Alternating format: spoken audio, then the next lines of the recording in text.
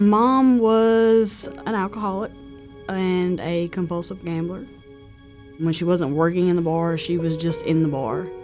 The man that she was dating was an alcoholic, and they all had these little drinking parties, and they would say, "Here, pour me a drink," and mixing them drinks and stirring it with my finger and tasting it afterwards. And I can remember liking that taste.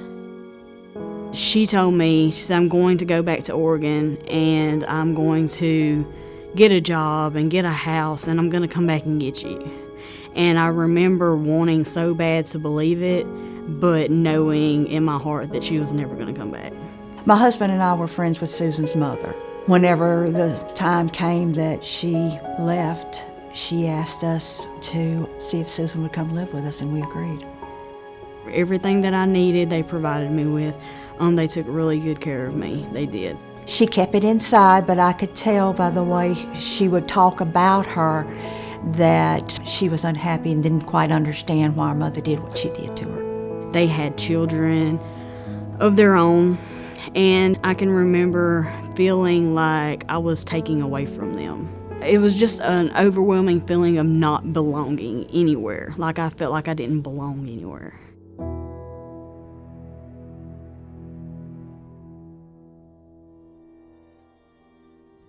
It changed the way I felt.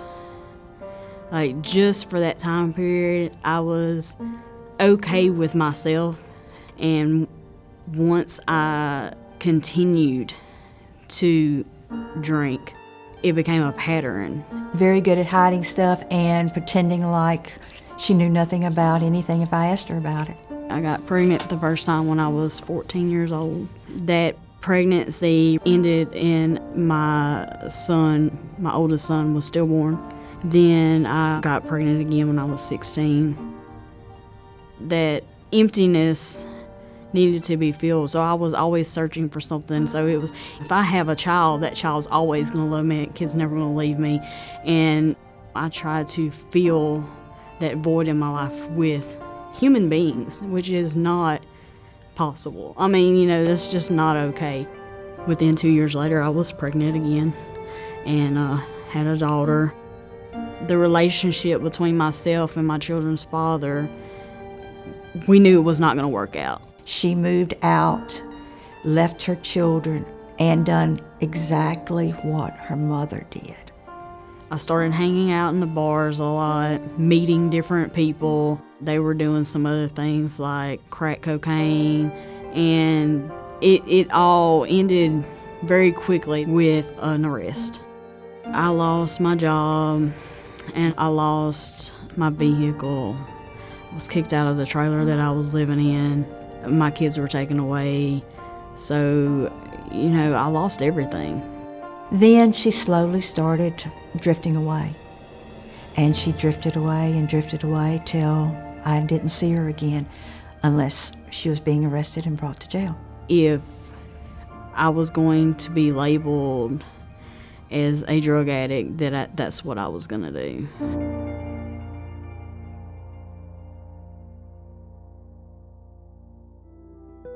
When me and Susan got together, I met her at my grandparents' bar that she worked at.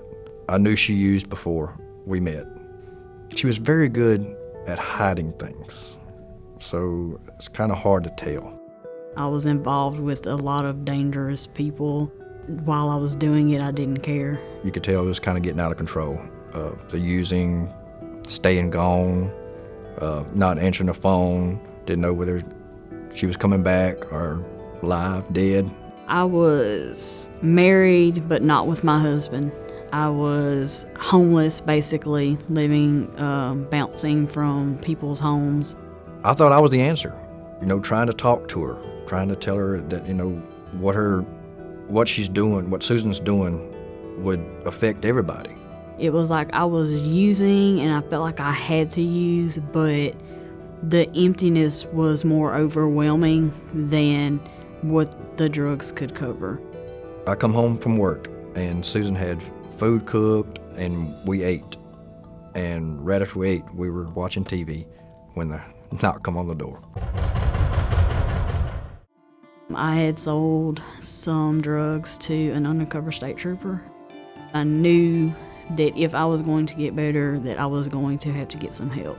That's one thing I thought I'd never hear Susan say, was that she is an addict and she needed help. She couldn't do it on her own.